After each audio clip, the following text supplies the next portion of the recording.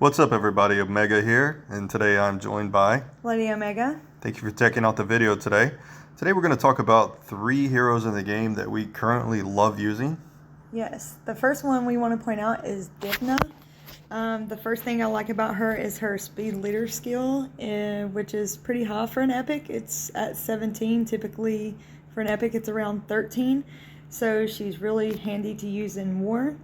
Yep. If we check out her special, when she's fully booked, she has a 100% chance to inflict heal block on a single enemy for 4 turns and a 100% chance to inflict freeze on a single enemy for 2 turns. I really like the freeze, and the heal block is really important to have a multifunctional hero. Yep. She doesn't do initial damage, but The freeze is very important, and heal block is, I think, more important than ever in this game with Yes. all the new healers that there are in the game. I use her against Lego teams in war because of the Helicas and the Nefries and the Necros just healing. He heals himself every time either side, somebody on either side dies. Too. Right, yes. So heal block ever more important. Yes. And her passive, she inflicts snare 2 times for 3 turns when using her special ability if an enemy is affected by Soul Link or is below 35% HP. Immune to curse and decreased speed, mana gain increased by 2. As a reminder, snare, after the counter runs out, so say there's 4 on the snare, well, in her case, it will be 3. So there's 3 on the counter. After 3 turns, it'll take 35% of the hero's missing HP. Yep. Yeah. So snare's huge. It can be if you stack them up. So if you make her fast, obviously, since there's a percentage in front of her special, with a 100% chance she will have to be built with accuracy. I used Mystic and Cursed on mine. Yeah, that's a good build. With an accuracy piece, and you just have to work with her. If she seems to be a little smushy, build her HP up a little bit more. Right, so this is a hero that we don't typically see a lot of people using, but Lady O uses her a lot. I have one as well that I'm still kind of building and working on, but Lady O has tested her out. She's used her in pretty much every war. So this is kind of a hero that's kind of flown under the radar a little bit, but one that we both really like a lot and will actually really help your teams out a lot as well. For sure. Absolutely. So the next one we're going to talk about is over in the Empire, and it's going to be Odile. And Odile is one of the newer heroes in the game. She is a legendary, and she is a damage dealer. She has a crit damage leader skill that works in all game modes, so she'll give a 30% crit damage buff to the entire team, which is good. Her special is Rapid Cut. She deals damage to a single enemy, 160% of attack 3 times, and she ignores 40% defense. The 160% defense, or excuse me, the 160% attack that she does 3 times is a lot of damage. I actually put her on my Phoenix 20 team, and she just mows through those heroes. And I actually have a hope set on mine, so she continues to go even after she can hit up to 6 times with a ton of damage. Yeah, and any hero that ignores defense is going to be a better hero. Yeah. And 40% is a big decrease. That is huge. So her passive ability is she gains increased attack at the start of each wave for 4 turns. Gains increased critical damage at the start of her turn for 4 turns. So as soon as it's her turn and it's the start of the wave and she's ready to go, her passive automatically buffs her in attack and her critical damage. And her critical damage is increased by 35%, minus 5% for each present enemy. And her mana gain is increased by 1.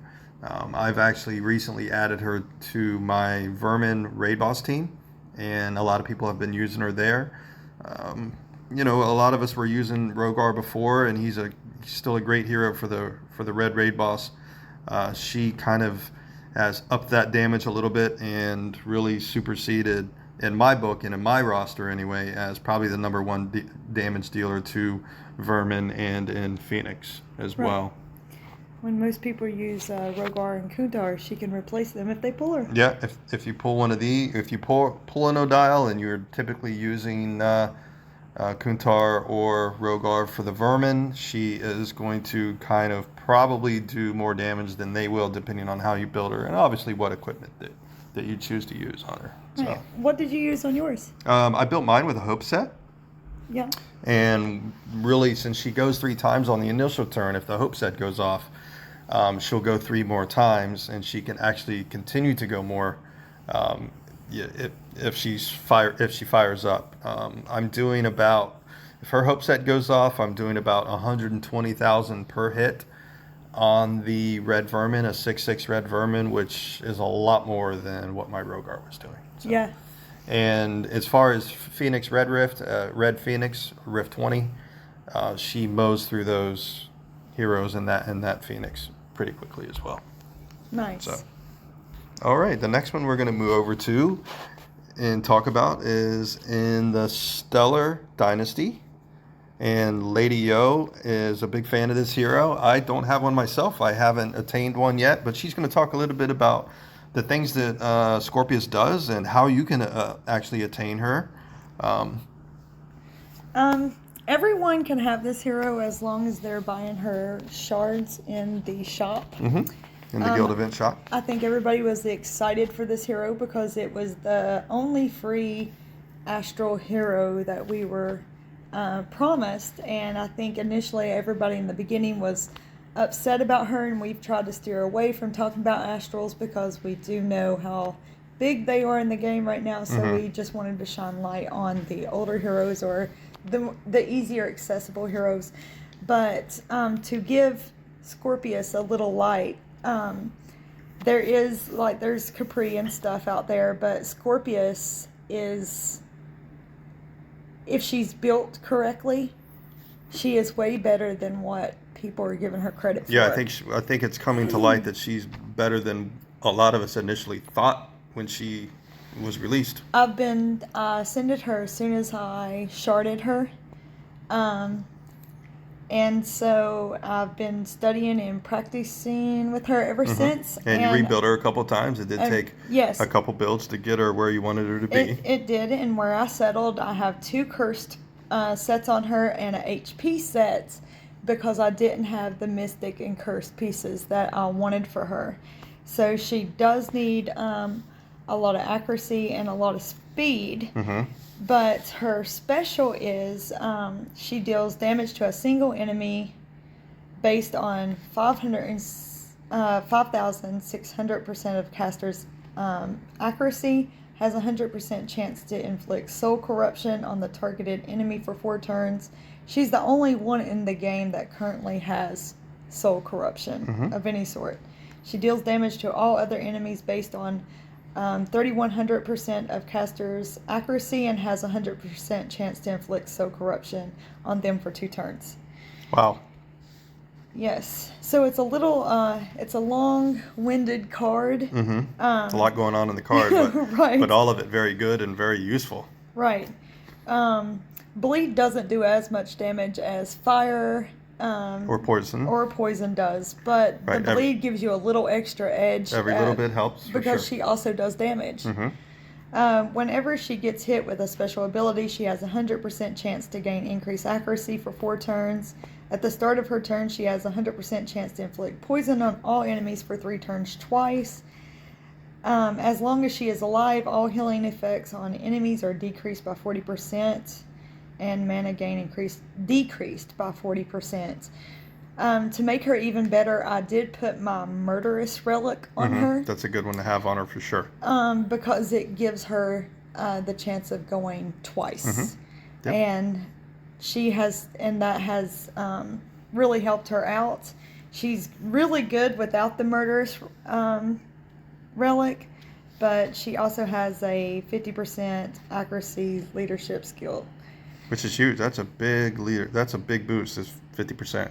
Yes, it is. Now, do you want to talk a little bit about how do you prefer to use her on arena offense, defense? What? I think she could be really valuable defensively.